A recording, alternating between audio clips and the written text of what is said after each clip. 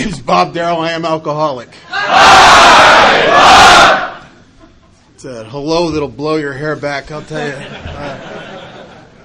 And because of Alcoholics Anonymous and God's grace that I've accessed through the actions of the fellowship and the 12 steps and good sponsorship, commitments, and lots of newcomers, I haven't had a drink or any emotion or mind-altering substances since Halloween 1978.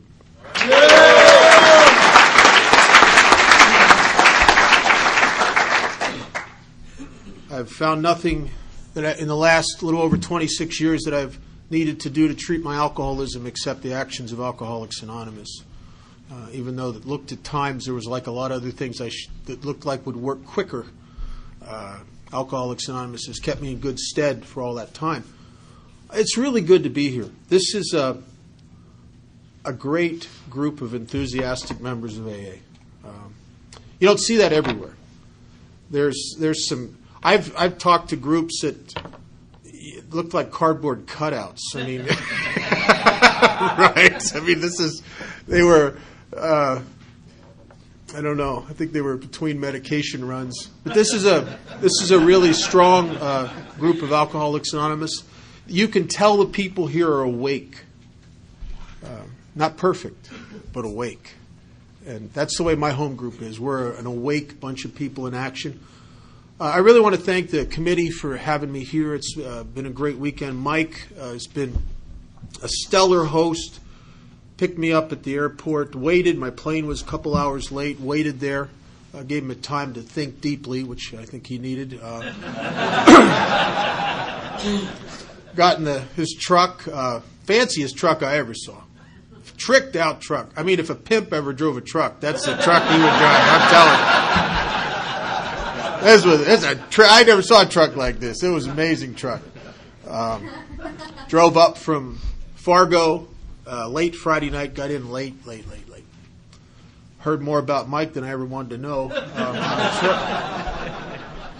Got here, it's been a good weekend, nice basket in the room.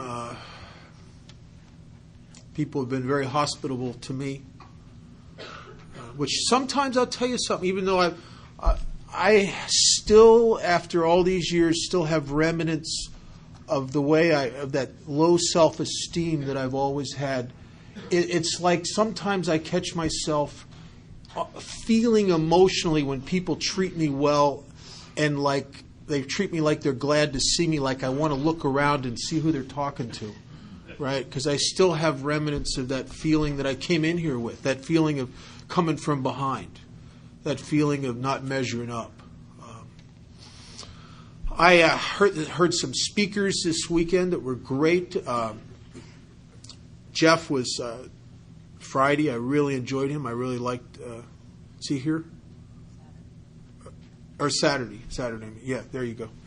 Enjoy your sense of humor, which doesn't speak well of my mental health, but I really, really enjoyed your sense of humor. And Mary, I really enjoyed your talk. I listened very carefully, and I really got something that was very clear to me. You shouldn't drink.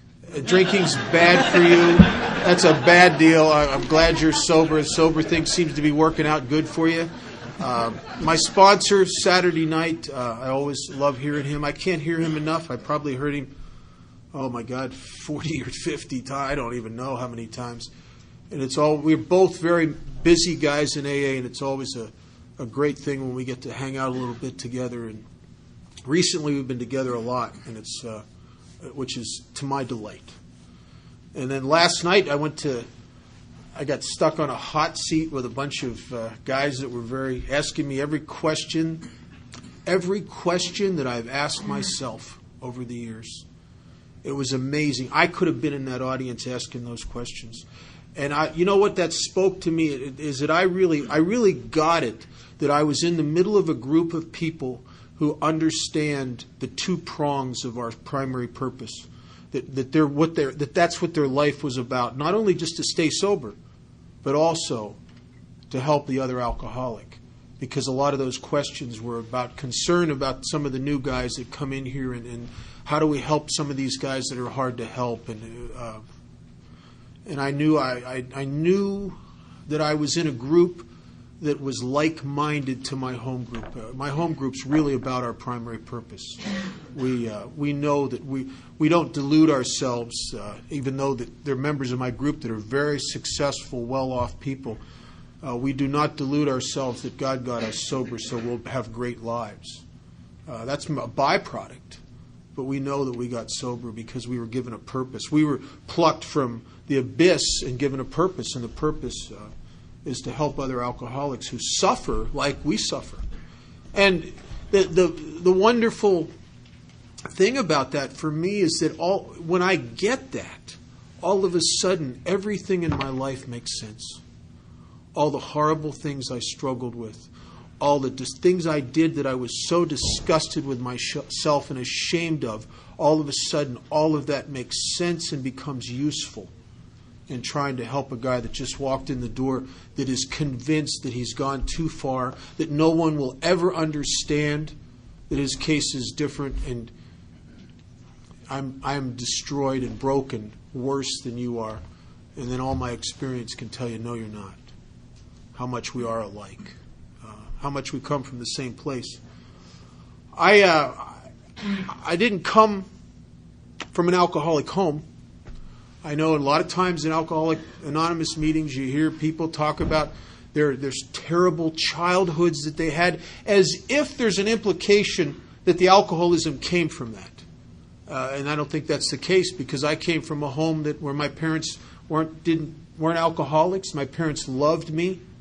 I often sat in the early days in meetings of Alcoholics Anonymous and listened to people talk about their tragic childhoods and how they were mistreated, and often envious. Like, I wished I had somebody to hang my weirdness on, but I was loved and taken care of as a kid, and I still turned out like awful.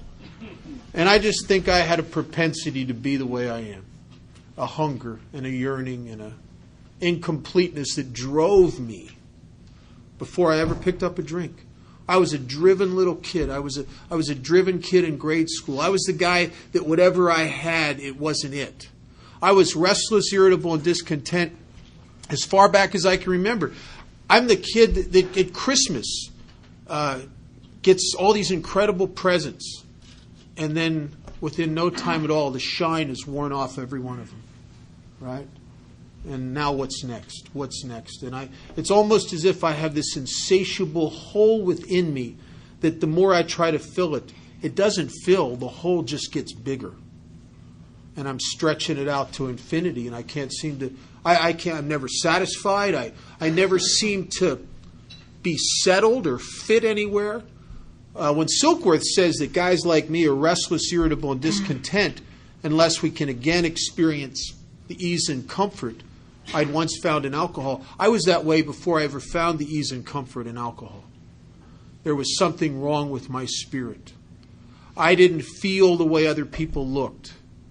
I seemed to have an inability to mix with you the way I so often saw you able to mix with each other. And so I become the pretend human being.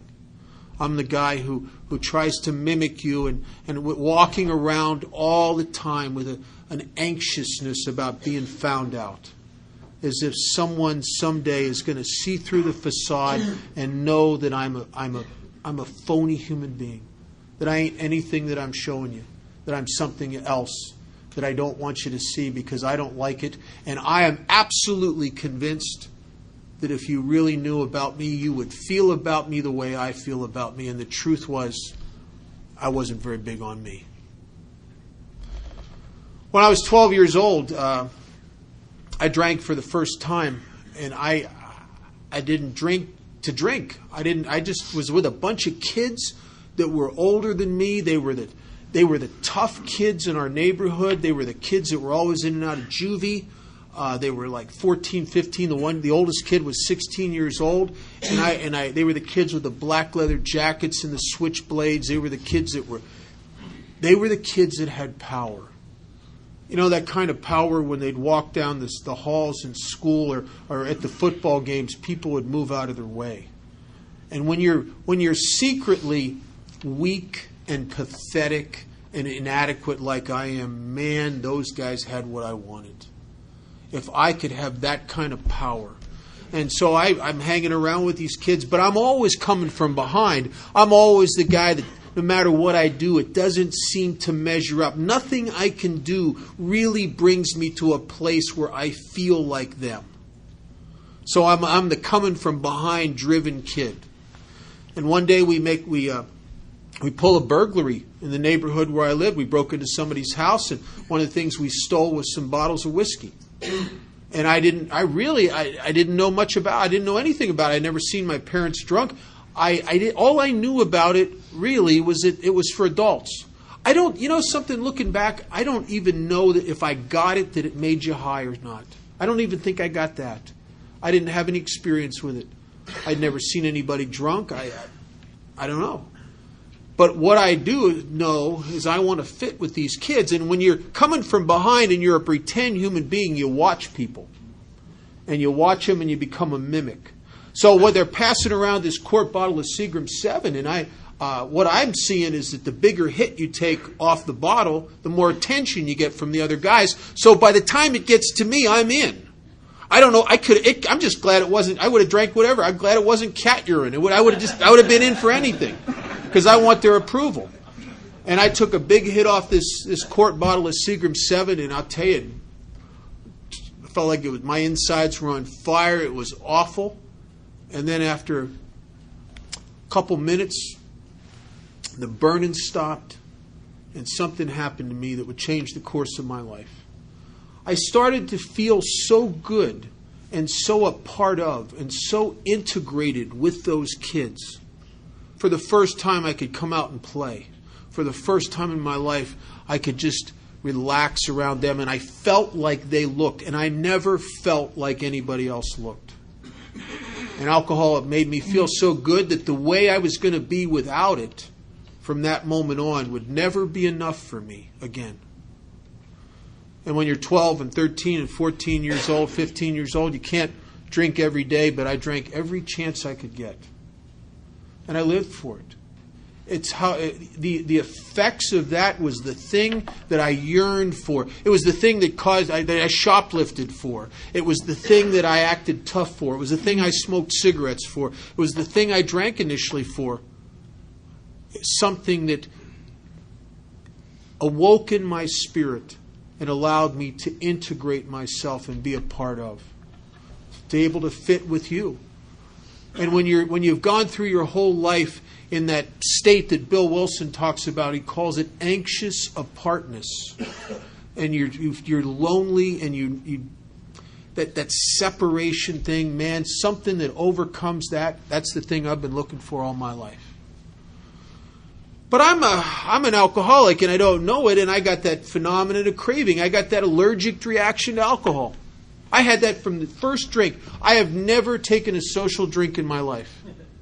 I have never had the experience once that non-alcoholics, Al-Anons, people who don't have this disease have all the time. And that's been sitting at a party, maybe drinking and smoking stuff, or at a bar drinking and been drinking for an hour or so, and have the bartender come by and say, "Bob, would you like another drink?" I have never once sat there and thought honestly to myself, "Nah, this is just right." Not once. Not once. I never get, but you know what I get? I get so close to just right, it makes me crazy. I get a feeling and a sense of urgency that I'm about to be just right, maybe on the next drink. So I'm that guy that I'm a driven drinker. I'm the guy if I got a bottle of whiskey and it's half gone, I'm already planning getting the next one. I'm the guy that's got to keep it coming because I'm almost going to touch magnificence. It's just beyond my fingertips. And there were times in early drinking where I got so close that it was magic. I think, from my experience in talking to a lot of people, I think for alcoholics of my type, I think there was a time in my early drinking before the disease progressed and turned on me, when alcohol, on some kind of level, created a spiritual awakening or experience within me. I remember, and there are people, I've said that in meetings and people have bad rapped that and said, it's just an illusion. I'll tell you something, I don't think it is. I remember times when I would walk into places and I would start drinking. I remember walking into parties and dances, locked up inside myself, just feeling like I'm dying here. And after a few drinks, man, I could come out and play. After about 7 drinks, I get that feeling like I love everybody. I love you, man. You remember that feeling? I remember times with the guys I hung around with where I'd feel so connected and a part of it, almost bring tears to my eyes. The feeling of camaraderie. I would drink in those days, and I'll tell you, I could shoot pool better than I could ever shoot pool. I could dance, and I can't dance.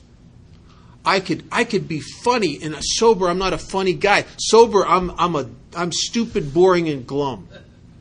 But half lit up, man, I could come out and play. I could be funny. I could be deep. Remember 3 a.m, deep? Remember deep? Cracking the secrets of the universe. I'd say stuff that would blow my mind. You know? Wow. I could talk to girls.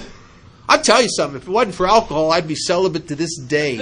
I'd have never, ever gotten anything going with a woman. I just couldn't. I remember junior high school. I went to a dance, sober,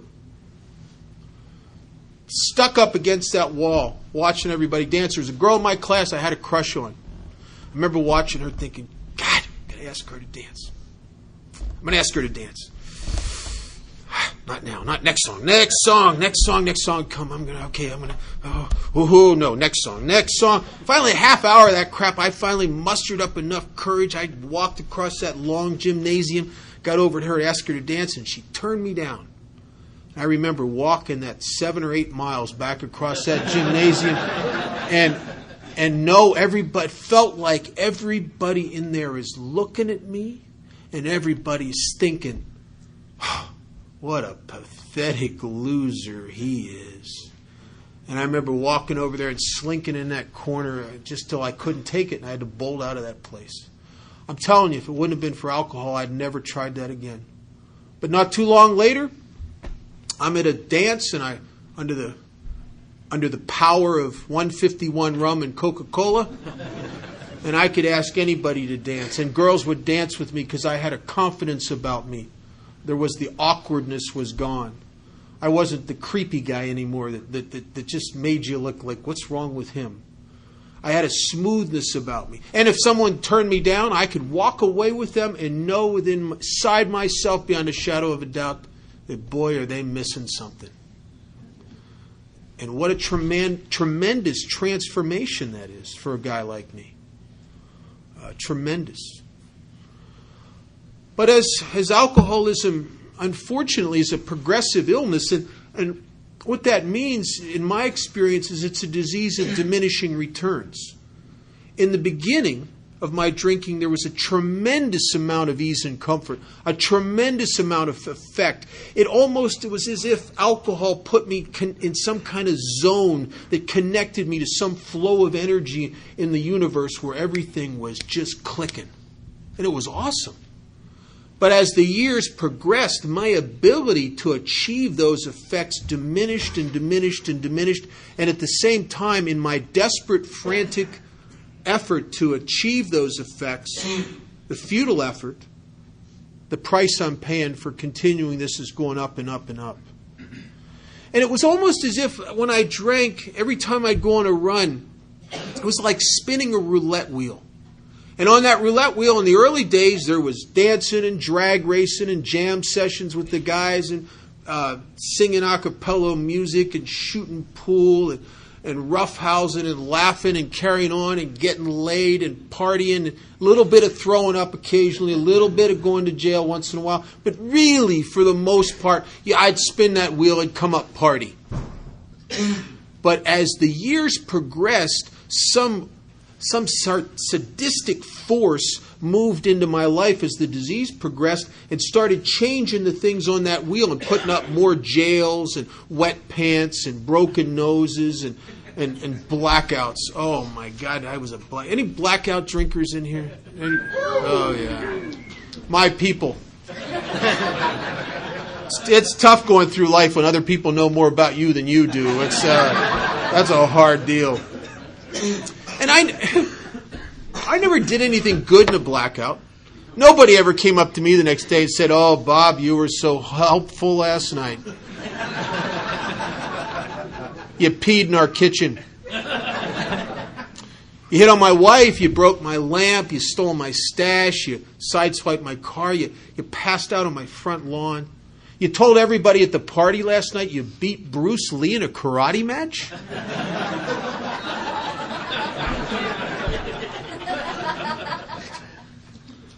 Boy, you hear that stuff the next day, I just want to die. I couldn't get drunk quick enough.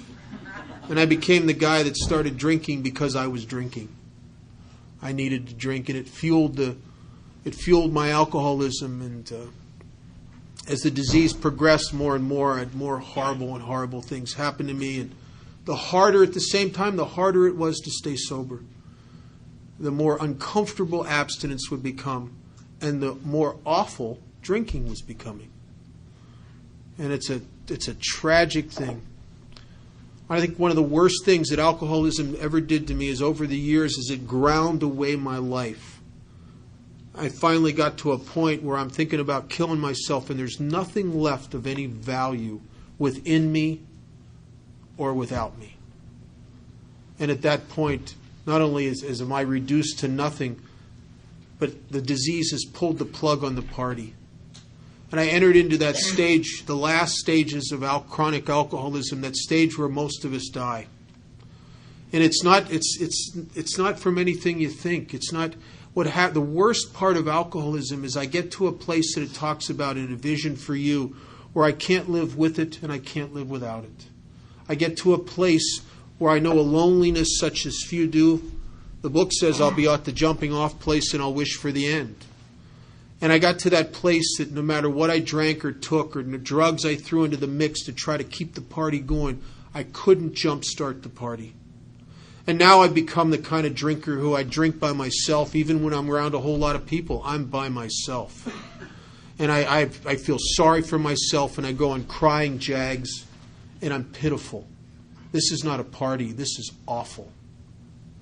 And I get to the point where I don't care anymore about myself or my hygiene, and people don't want to be around me, and fine, because I don't want to be around you anymore, because I feel everything that you are just points out in stark relief how wrong I am in here.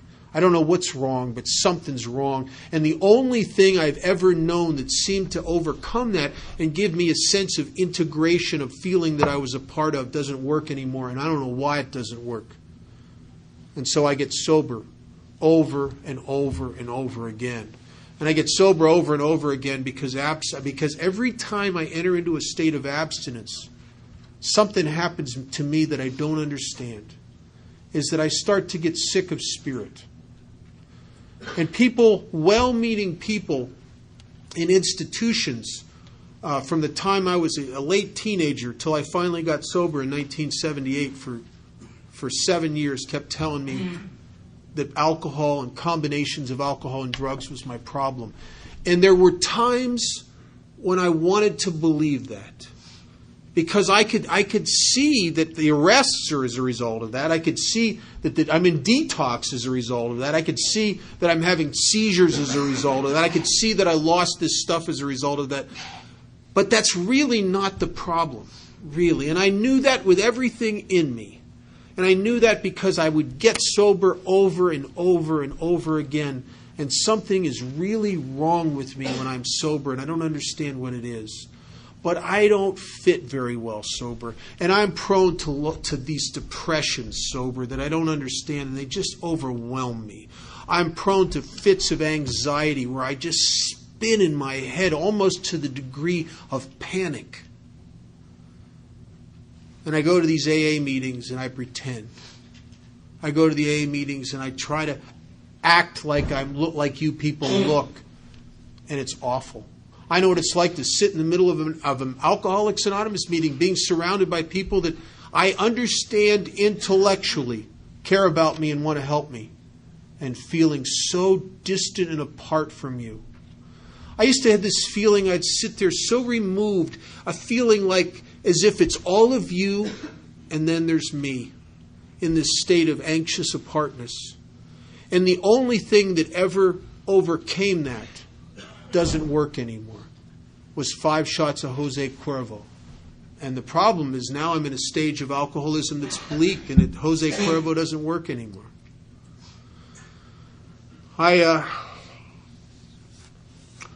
On my second to last run, I got arrested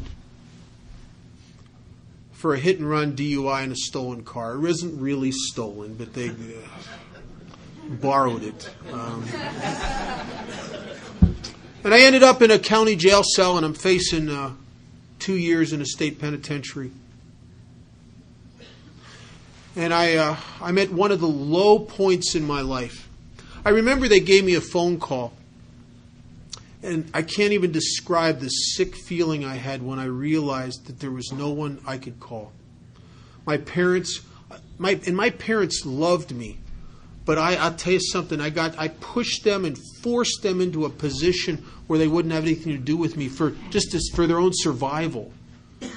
Because I gave them such an emotional battering over the years. And one of the things I did to them is I would get back up on my feet and they would get their hopes up that I was going to be okay. And then 6 months or 6 weeks later, I've trashed their hopes one more time. And I did that to them for years.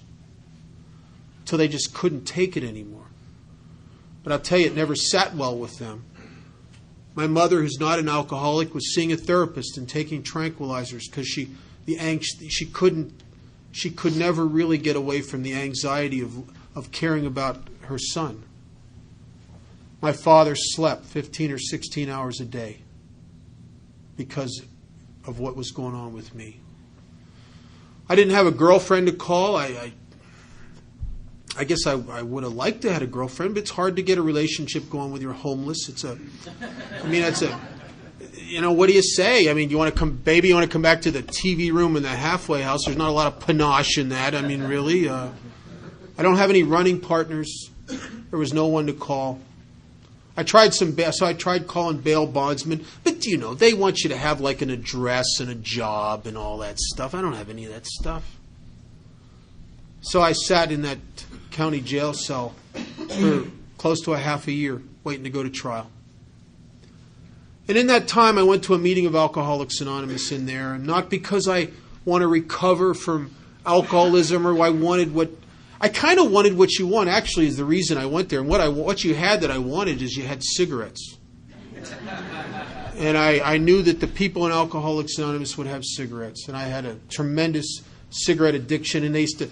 The state or the county or whatever would give us that Bull Durham, and that we'd roll it, and that stuff's awful. And you guys had tailor-made cigarettes. And I knew from past experience, from being around Alcoholics Anonymous for years in institutions, that some of the people in AA were wealthy and very well connected. And I had a little hope that maybe I'll find someone that would go my bail or know a judge or something. I'm always got an angle. I'm always the guy that's shooting the angles because it's all about me. And I go to this AA meeting, and I'm sitting in the room waiting for the do-gooders from Alcoholics Anonymous to come in here and tell us how wonderful their life is. Oh my God, it's hell. And here comes this guy, Woody. And I didn't want to see Woody. Woody is the last guy I want to see. Woody is one of those kind of guys that I can, if I'm doing better, I can kind of tolerate him, but I ain't doing very good right now. Woody's one of those happy, grateful for everything members of Alcoholics Anonymous that talks about God and the steps. And, one of those guys that just, when you're doing really bad, make your skin crawl. You know what I mean? One of those guys, just, oh, man, not Woody. And here he comes, that big smile and, all eyes and teeth. And just, he's just coming at me. And, oh, man, here he comes. And I just shake his hand and I go into my spiel. I tell him, I said, oh, Woody, I'm so sorry I let you and all the guys in AA down. And, as if Alcoholics Anonymous has gone into mourning because I drank again.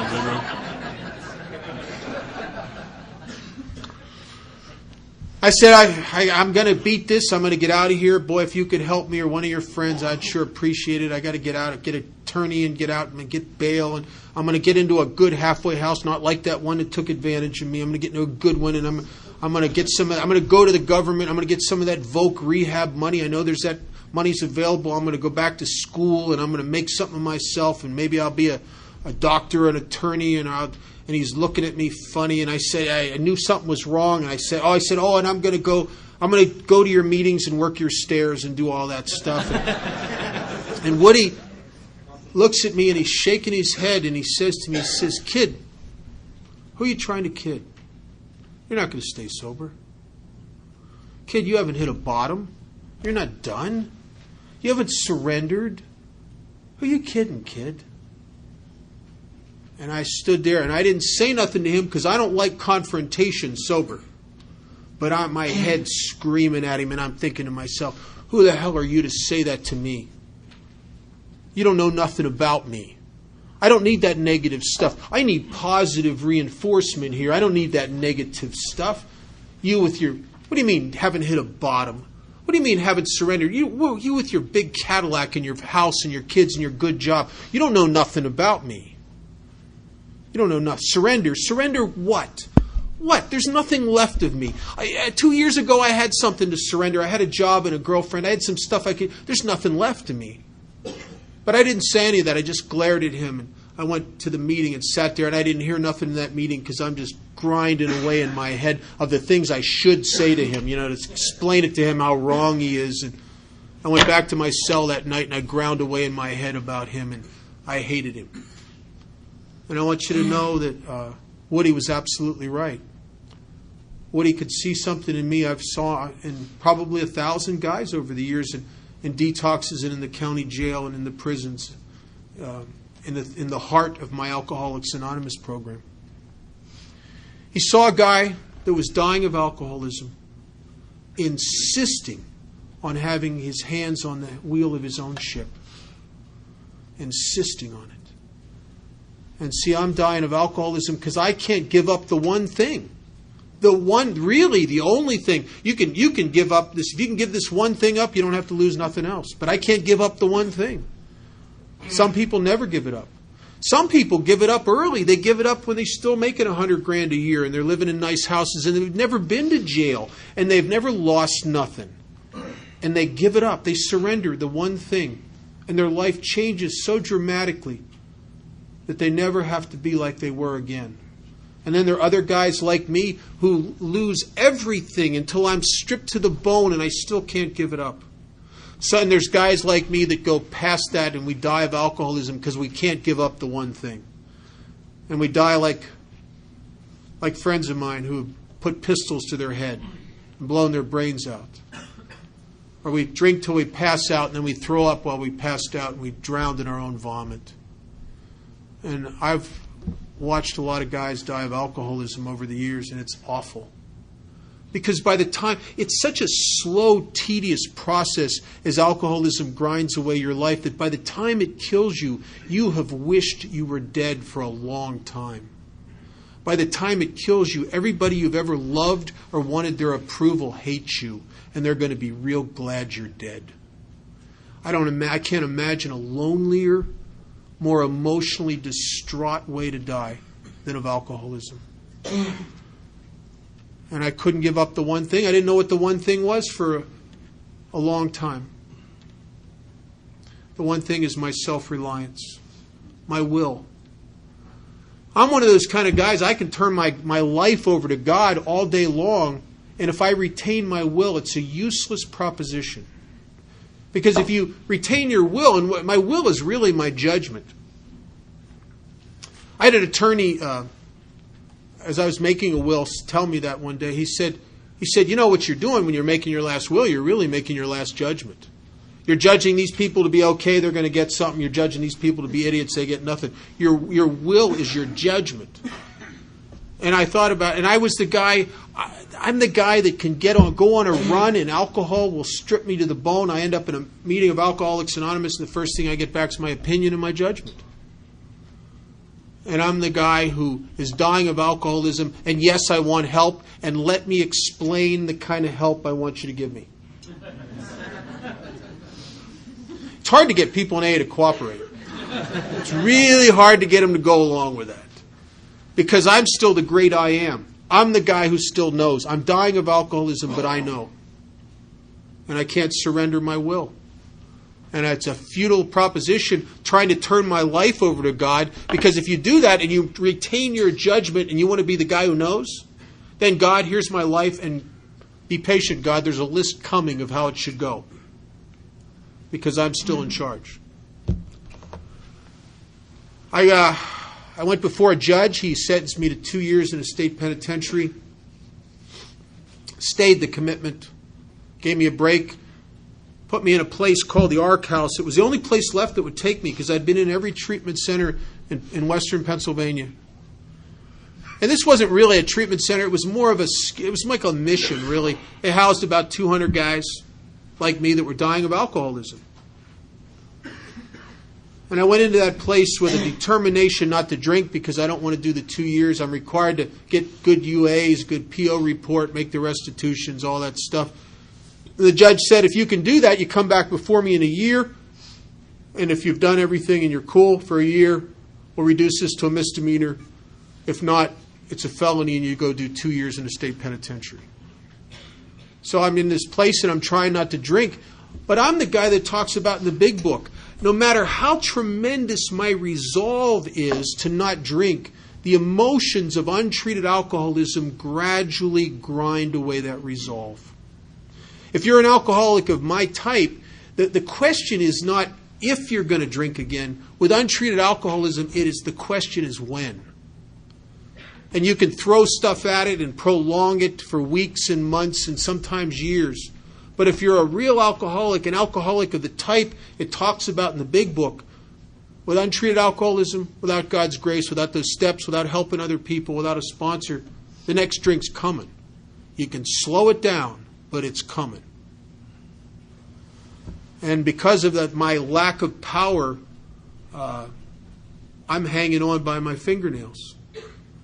And I tell you something, I was under an illusion for a lot of years that I would hit the ultimate bottom, that I would get to a place where I would want to stay sober badly enough, and then I would be able to do it. But for a lot of years, I just wasn't there yet. And now I'm in a place where I really want to stay sober, because it's not fun anymore, and it's killing me, and I'm facing 2 years in prison, and I don't want to live like that anymore. I want to change. I really want to change. But lack of power is my dilemma. I don't have what it takes to change. Isn't it awful when you're in a spot where you know your life's in the line, you have to change, and then you realize you can't? It seems so unfair. And I'm in this place and I'm hanging on, but I can't overcome my alcoholism. And I'm going to a lot of meetings, and if going to meetings was a treatment for alcoholism, I suppose that would be my sobriety date. But I'm getting sicker and sicker in here. I'm becoming more restless, irritable, discontent. I'm battling with depression and anxiety. Awful, awful feelings of loneliness.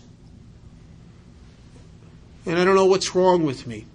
And this restless, irritable, and discontent thing that Silkworth talks about, that always brings me back to yearning for that sense of ease and comfort. The thing that activates the obsession with alcohol. My obsession with alcohol is never with alcohol. My obsession is with the effect of alcohol. And when I feel restless, irritable, and discontent, it just starts gnawing on me. You know what it's very, very much like is I saw this in a movie where there's these the communists had captured an American spy, and they were going to torture secrets out of this guy. So they're beating him with rubber hoses for days, and he won't give nothing up. This is a tough spy. And finally, after days of beating this guy with rubber hoses, they bring in this little old Chinese doctor. And he comes in and he bows and he says, "Oh, you tell me everything." And the spy says, "Yeah, I'm not going to tell you nothing, Doc. Go ahead, do whatever you want. You want to put electrodes on me? You want to beat me some more? Go ahead." He says, "No, we not beat you.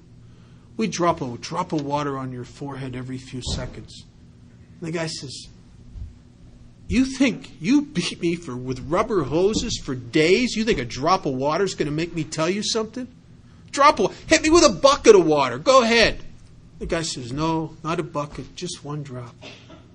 And he starts to drip into the water as the guy's tied there on the guy's forehead. And the guy's laughing, yeah, go ahead, hit me with another one. Hit me with another one.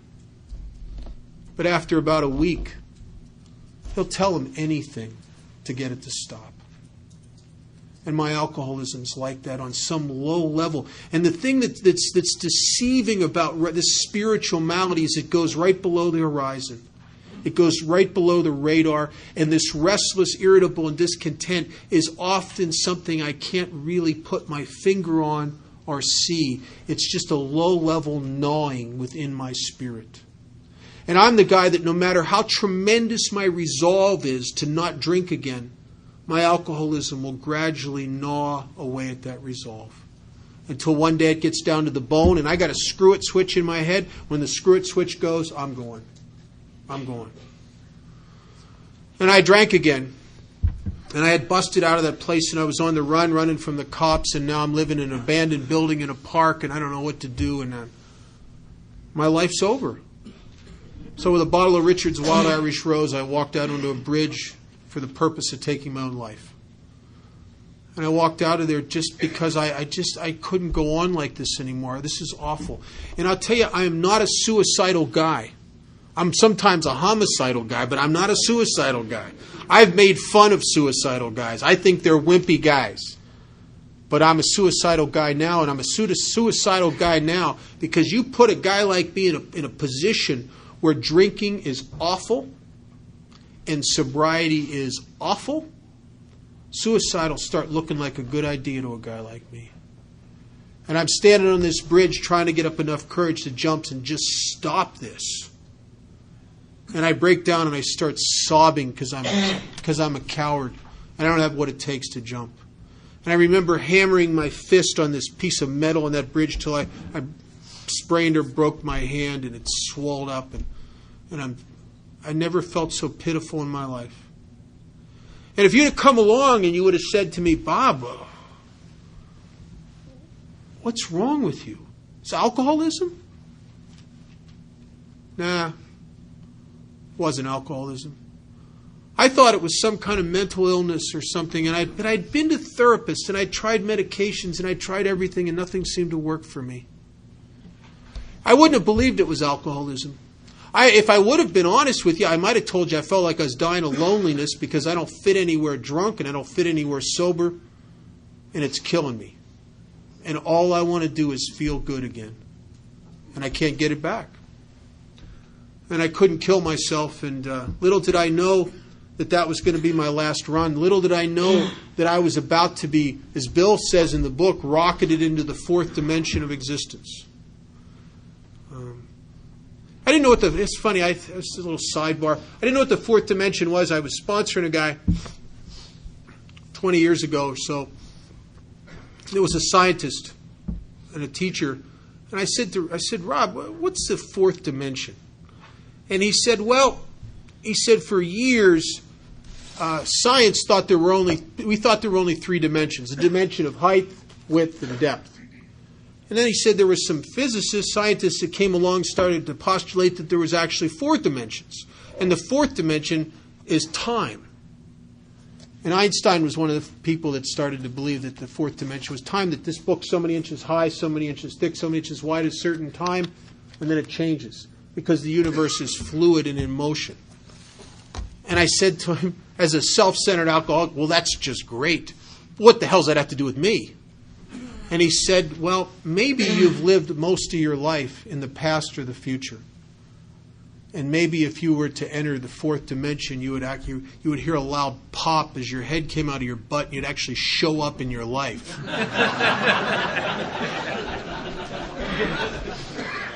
And when he said that to me, all of a sudden I understood what my first sponsor and some of the old timers would tell me in AA when I was new. I would go to my sponsor just insane. And I would start telling him what's wrong, and I'm gonna lose my apartment, and the things at work, and he'd start saying, but right this moment, Is everything okay? Well, yeah, but by next week. And he said, no. Right this moment? Right now? Is everything? Well, yeah, but you don't understand. He says, right this moment, is everything all right? Well, yeah. He says, good. When it's no longer all right this moment, we got something to deal with. It was like some kind of trick, right? And what he's trying to do, he's trying to bring me to God. Because it tells you in chapter 5, the place you'll find God. It says, there is one who has all power. May you find him in a place few of us ever visit. May you find him now. Even as I'm saying that, some of you aren't even here. You're in your head thinking, I wonder what he means by that. And God, I can't wait to tell so-and-so that. And when I get back to the home, I'll tell that. You're not even here right now when I'm saying that. You're up here. Disconnected. And it's no wonder self-centered guys like me don't feel like we fit out here in the world, because the truth is I'm not out here in the world. I'm up in here in this one. I'm totally self-consumed, self-involved. I was sitting in that detox, my first sponsor and members of a group that back in those days were probably the most active group in Las Vegas, in Alcoholics Anonymous, brought a meeting in there twice a week. And they would come and pick guys like me up that were willing to go to the outside meetings and take us to their home group. And I got a sponsor and I started going to their meetings. And for the first time in 7 years of sitting in meetings of Alcoholics Anonymous, something was different with me. And I didn't understand it for a long time. But I sat there, and as you shared about yourself, I caught myself inside myself nodding my head and thinking, my God, I'm like that. I've felt like that. I've drank like that. I have failed like that. And yet I watched you, and I watched you closely. And I saw that you were different. There was something about you that I envied and didn't understand. And what it was is that you were sober and you were happy. They seemed like mutually exclusive positions to me. Sort of like military intelligence. They don't exist in the same frame. I could imagine sober and I could imagine happy. I just couldn't imagine sober and happy. To me, Alcoholics Anonymous had good news and bad news. The good news, if I went to thousands of these stupid meetings, I'd stay sober the rest of my life. And the bad news is I'm going to live a long time. Because I can't imagine life without it. And you guys were happy and you laughed a lot. And some of you were successful. God, my first sponsor had a house on a hill with tennis courts. I never knew anybody that had and he was a Skid Row bum who hitchhiked around the country. Hopped freight trains. And he had a house with tennis courts. How do you do that? How do you go from you can't even get a job to having a house with tennis courts? How do you go from being the guy that's so depressed that he should be locked up somewhere to be the guy that's in a meeting of Alcoholics Anonymous and he's laughing and carrying on and having a good time? How do you go from there to there? God knows I've wanted to be that guy. I've done everything I could do to be that guy, and I can't be that guy. And these guys were like me, and they'd made the turn. And out of that came some hope that, my God, maybe if I did everything that they did, maybe what happened for them could happen to me. And I made a commitment to Alcoholics Anonymous. And a guy told me when I was new, I had a lot of problems. I had gone to jail problems. I had police problems, family problems, emotional problems, mental problems, financial problems, employment problems. And he said to me, he said, listen, kid, none of that stuff's any of your business. He said, if you got one thing and one thing only to concern yourself with, and that's recovery from alcoholism in the program and fellowship Alcoholics Anonymous. And he made me a promise. He says, kid, I promise you, if you will make Alcoholics Anonymous the center of your life. He said, do you know that place within you that drinking occupied, where it just dominated your life? You were either drinking or you're thinking about drinking. He said, if you put Alcoholics Anonymous in that place in your life, things will change for you. And all of this stuff will clear up in time. And I remember when he said that to me, I just thought to myself, what the hell? I don't got a plan. I don't know how I'm going to think. I can't figure my way out. I don't know how I'm going to stay out of prison. I don't know how I'm ever going to get a job. I don't know how I'm going to get out of this halfway house. I don't know how I'm ever going to make myself feel better and have a good time. I don't know how I'm going to change any of it. So maybe I'll just try what he says. What do I got to lose? And I did exactly what he said. I started going to a lot of meetings of Alcoholics Anonymous. A guy told me when I was new, he said, if there's a meeting going on anywhere in town and you don't have to be somewhere else, be there. Get there early, shake some hands, listen. Stop thinking. Listen. And then stay after the meeting and talk to some people about what you heard there. And I started doing that, and I got this sponsor, and I started going through the steps. And I'll tell you something, my first 10 years of sobriety, when you come to Alcoholics Anonymous really young, and I know there's a lot of young people here, I never grew up. I never had a checking account. I never paid taxes. I never had nothing. I never had an apartment in my name. I had all my growing up happen in Alcoholics Anonymous. I didn't know how to go to work. You guys had to teach me how to go to work. Simple principles like do what you say you're going to do when you say you're going to do it. Show up where you're supposed to show up. If you give your word, stick to it. And if you give your word and later realized it was a mistake, stick to it anyway, because you said you were going to do it. And I started this process of trying to clear up the wreckage of my past. And I want to talk a little bit about amends. When I was new, I would sit in meetings of Alcoholics Anonymous and hear people talking about making amends, and it would terrify me. It would horrify me. And I could see how it was a good thing for you guys to make amends. But, I'm not like you. I could tell you probably said something when you were drunk to your wife that was unkind. You should make amends. Good for you. Build your character. Maybe you stole a little money from where you work or you padded your expense account. You should make that right. But I lived like an animal on the streets. There's a guy to this day that I've hired detectives trying to find. One time he was my best friend, and in a blackout I took a hunting knife with a blade, a buffalo skinner knife with a blade about this long, and I opened up his chest, and he'll never be the same. There were people that went to prison as a result of me. My mom and dad, I knew I could never make amends to them. I'd gone too far. But the people in Alcoholics Anonymous didn't care what I thought. And they said, we're going to do these actions anyway. And one of the first things they had me do was they had me start writing notes and little letters to my mom. And I thought, it's not going to do any good. And they said, just do it anyway. And we want you to call your mom and don't call her collect. Remember, I'll never forget this first phone call. I said, Mom, how you doing? She says, Rob, is that you? I said, yeah, Mom. She says, are you in Pennsylvania? I said, no, Mom, I'm in Nevada. But the operator didn't come on and ask me to pay for the call. No, I paid for the call. You paid for the call? She couldn't believe it. I always called collect. My parents were the welfare state or something, I had a sense of entitlement, They owe me for bringing me into this lousy world against my will. They owed me. And you guys encouraged me to start taking actions that were different than anything I'd ever taken with them. And I started writing them letters, and I started sending them pictures.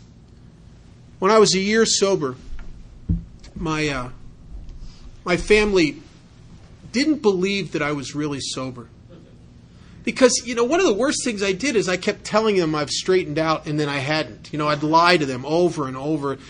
And I'm talking to them on the phone, and they said, we're going to come out to Las Vegas. We've never seen Las Vegas. And they're coming out to see me, but they're coming out with an attitude of, he's probably a bum. He's probably conning us. But, hey, if we get out there and he's conning us, we've never been to Vegas. It's not a total loss. Right? Right. So they fly out to Las Vegas, and they're staying at the Stardust Hotel. And I took them out to dinner with my first sponsor and his wife. I took them to my home group. And they saw me when I was with you. And I've never been better than when I'm with you. And I tell you, my parents loved going to AA meetings. They wanted to go every day. After a few days, I didn't offer to take them to a meeting. They called me up. They said, "Aren't we going to a meeting today?" I said, "Well, I thought, it's not really, you're not alcoholics. I thought maybe it'd be boring to you." No, we really want to go.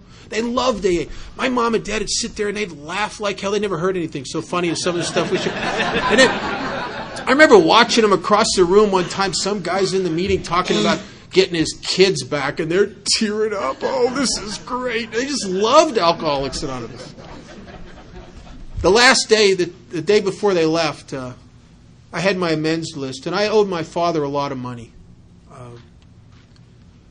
When the times when I was going to go to jail, and he paid my fines for me and loaned me the money, or I was going to be out in the streets again, and he loaned me the money to pay the rent, and he did that for years.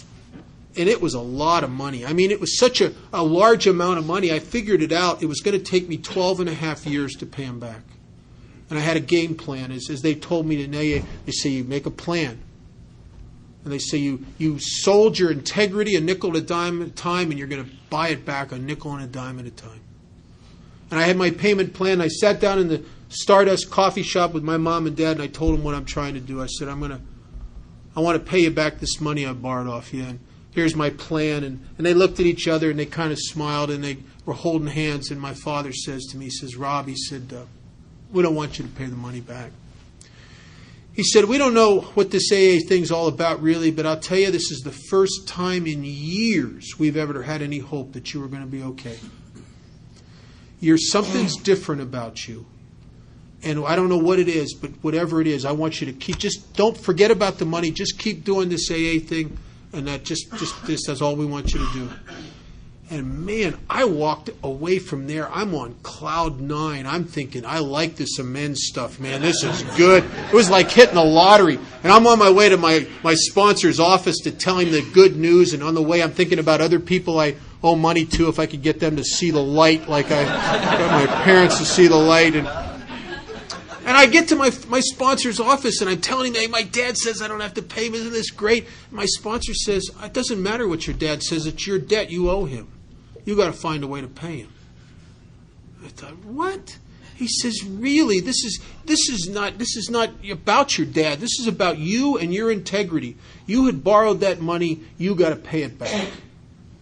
I said, "Well, I can't. He won't take it. He told me he wouldn't. If I send him a check every month, he's not going to use it. He doesn't need the money, really." He said, "You got to find a way. And if God will provide the wherever, He will make it possible."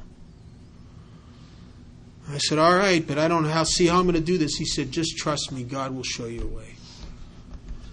I was working for a little over minimum wage at a store as a cashier. My father had one hobby. It was almost an obsession with him. He collected coins, old silver coins and silver certificates and the old gold certificates and war nickels and wheat pennies and all that stuff. I'd just sit at the kitchen table for hours with those books and putting those coins in those books and making catalogs of everything he had in his coin collection. He loved that stuff. And I'm working as a cashier back in the late 70s, and every single day I get silver coins and war nickels and silver certificates are coming through that register.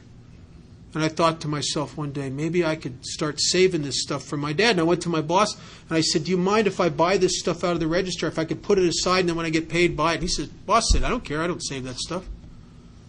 And I started saving rare coins and old silver coins and silver certificates. And it took me, it's a funny thing, this amends thing. When I start paying the money back and start heading in the direction of making it right, all of a sudden the universe becomes a very friendly place. And I started getting raises and bonuses. There was a guy in my AA group that had a moving business. He used to pay me $100 cash for a couple hours work, helping him move furniture. And what would have taken 12 and a half years, in about 4 years, I saved up at face value in old silver coins and silver certificates what I owed my father. And I was able to give that to him. And I was able to give it to him knowing he would take that. He wouldn't have sent it back. It'd be like a crack addict sending back an 8-ball. We couldn't have done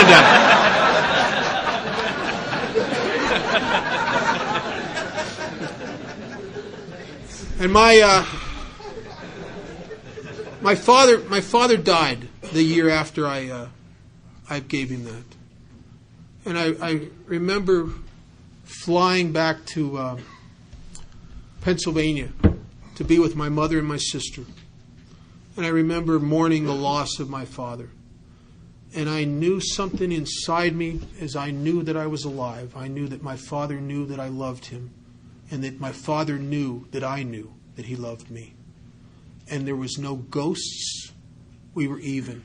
And I know what it's like to have people die and live with their ghosts. When my grandfather died, the ghosts of the things I did to him, and the ghosts of the things I never said, and the ghosts of all the unresolved stuff between me and him haunted me, until I eventually did what it talks about in the big book and wrote him a letter. And I think that sometimes the amends part of Alcoholics Anonymous is possibly the most important thing we do here, is to clear away that wreckage.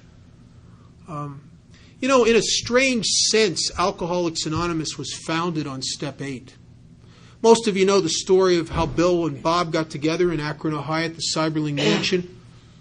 Mother's Day weekend, 1935. Bob Smith, for the first time in his life, was talking to a guy that wasn't talking to Bob about Bob's drinking, a guy that was talking to Bob and telling Bob about Bill's drinking. And he had never been anywhere where he identified with a guy's drinking like he identified with Bill Wilson.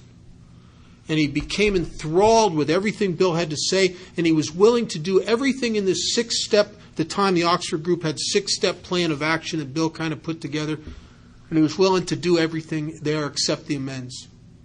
He wouldn't make the amends. And he said, you don't understand, I've almost ruined my reputation in this community. I can't do it. I just can't do it. And he dug his feet in. He would do everything else. He'd help people, prayer, meditation, confession of shortcomings, everything else, but he wouldn't make the amends.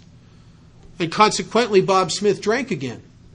He went to a medical convention in Atlantic City, and he came back. He was so drunk that he was unconscious on the train. The conductor had to lay him on the platform. They called his office person who came running down to help him, and she called Bill and Ann. Bill Wilson was living at their house, and they come running down and took him back to Ardmore Street and put him to bed, and he came to on what the historians believe was June 10th, 1935, and he came to early in the morning, sick and shaken, jumping out of his skin. And he said, "My God, what day is it?" And they said, "June 10th. They said, "Oh, no, it can't be June 10th. I have a surgery to perform this morning. It can't be June 10th. Dr. Bob was a proctologist, so you can imagine what kind of surgery it was. It was one of those kind of surgeries, and he's shaking like this, vibrating. I imagine being there, laying on the gurney, watch your surgeon come in, vibrating. I mean, that guy, we should build a statue for him, whoever he is. And he couldn't go. So Bill Wilson gave Dr. Bob his last couple drinks and a goofball and sent him into the surgery, calmed his hands down enough that he could perform the surgery. And we don't know what happened to the guy, really. All it says anywhere in AA literature is that the guy lived. And we don't know what else. I mean, we don't know if he whistled when he walked or what. We don't have any idea what happened to the guy. But he lived, and then Dr. Bob got out of that surgery early in the morning of June 10th and disappeared. Disappeared. Nobody knew where he was. And Bill was afraid, as I would be, that he was drinking because, he'd given him a couple beers that morning. The phenomenon, craving, all that. But he wasn't drinking. And he came back late that evening, and he'd been out searching out everybody he ever owed amends to that he could find and dealing with all of them. And Dr. Bob never drank again, and thus was founded Alcoholics Anonymous. I don't know what would have happened to us if Dr. Bob would have dug his heels in one more time and said, "Bill, I'm not going to do that part of the program." But thank God he did, and we are here. And I get a lot of guys that come to me with sober over 10 or 20 years, and their life is a disaster. They've got credit cards maxed out. They're facing bankruptcy. They got problems in their relationships. They got wreckage that they're creating in sobriety, and they want me to show them a way to fix the problems in their life sober. And invariably, as we go through the steps, and they don't understand what the steps have to do with the financial problems and the credit cards, invariably as we go back through the steps, we will find that there's unmade amends, financial amends, that have rendered them into an unworthy receiver of God's abundance. And so some of these guys I've watched over the years, great stuff comes to them. And they will find a way to trash it somehow. Because I think I could never fool the God within me. I've always known what I am. I've always known what I am. And I've watched some of these guys start to clear. I have a guy that I sponsor now. He's sober, coming up on 20 years. And for the first time in 20 years, in the last 2 years, he's been trying to dig himself out of all the financial amends he never made what he should have made 20 years ago. And it's caught up to him, and it's ruined. It's financially devastating. And the guy makes $100,000 a year. And he's got this weird dynamic going on. The more money he makes, the further behind he gets. Because the problem is not... I'll tell you something. It says there's a line in the book that I really believe that's true. It says that when the spiritual malady is overcome, we straighten out mentally and physically. And I think financially. I think money problems and sobriety are really spiritual problems. I think any problem I will have starts with my spirit. Is somehow I've created a state of separation between me and me, or me and you, or me and God. And as a result, I start frantically trying to fix my life. And I'm the kind of guy, the more I fix my life, the worse it gets. The more I fix my life, the worse it gets. And what invariably happens is if you fix the spiritual malady, all the other stuff straightens out. We were talking about this before the meeting. There's a line on page 127 of the book that was pointed out to me in early sobriety, because I'm sober about 4.5 years, and I'm sponsoring guys that are making more money than I am, that are more successful than I am. I'm starting to get resentful towards Alcoholics Anonymous. You know, where's my reward for coming here? Right? I've already got the greatest reward I've ever gotten. I hadn't had to sober up in over 4 years. And a guy points out this line on page 127, and it says, "For us, material well-being always follows spiritual progress. It never precedes it." And that's a promise, really. It's a statement of cause and effect. If I will take care of my spiritual business, that the material stuff will follow along. I was 4.5 years sober, and I was getting ready to quit the 9th job that I had in 4.5 years. Get the picture? And it's always the same thing. I get a good job. They seem like great people. I go to work, and it's wonderful. And then it's like their masks come off, you know. And I start realizing how they're taking advantage of me, and they don't appreciate the work I do, and I'm working harder than everybody else, and nobody really understands the sacrifices I'm making. I start building these cases, and then I got to leave, or I get fired because my attitude's so lousy. I'm the guy that they're saying, "Bob, you're a hard worker, but you're not a team player." Because I'm the defensive guy. I'm the guy that Father Martin talks about when he says you walk into any business in the world, you can see the untreated alcoholism. Look for the guy who everybody walks on eggshells around. I'm that guy. And I went to a conference because I was a DCM, and at the conference there was a speaker Saturday night named Chuck C. And I'd heard Chuck 20 times probably. I don't know. I'd heard him a lot. But I never heard him until that night. And Chuck told me some things after the meeting. I heard him say some things when he shared. Then I went up to him and I started talking to him. I told him about my situation and how these people are taking advantage of me and how they're screwing with me, and I need to change jobs. But I'm afraid because I'm starting to see a pattern here. And I'm afraid that I'm going to be the guy that's 30 years sober that's had 40 jobs and hated every one of them. I'm going to want to be the guy that hangs out down at the club that plays cards all day and his life's crap. And when he talks to you about going to work, he talks like he's going to prison or something. I want to be the guy like my sponsor and some of the people I saw in Alcoholics Anonymous that when they talked about their jobs, their lives, their eyes sparkled. people who liked going to work. And Chuck said to me, I'll never forget this, he said, "Kid," he said, "you got it all wrong." He said, what they're paying you, how much you're appreciated, how much more work you do than other people, that's none of your business. You're to go to work for one reason and one reason only, and that's to be helpful to God's kids without judgment. You help all God's kids. You help the ones that are doing it your way, and you help the ones that aren't. You do it without judgment. And he said to me, he said, if you'll ask God to help you set yourself aside and go to work for that purpose and that purpose only, he said, I promise you your life will change. And I started doing that. And I tell you, it didn't take right away. I'm an event kind of guy. I want to say the prayer, go to work, it's great, okay, good, move on. And it ain't like that. Spiritual growth is never like that. I go to work, I say the prayer, I go to work, I'm all right for a half hour, then they start taking advantage of me again, right? And it's back to this thing. But I kept at it, and I'm sitting about 10 months later in a restaurant with a guy that I sponsor, and we're talking about work, and he says something to me that floors me. He said, "You really like your job, don't you?" And I said, "Holy crap," I said, "I really do." How did that happen? And what had happened is I started practice, what it says, practice these principles in all our affairs. I started treating the people at work like I treated you in the rooms of Alcoholics Anonymous. I started treating the guys I worked with like newcomers and the customers like newcomers with a helpful of service attitude.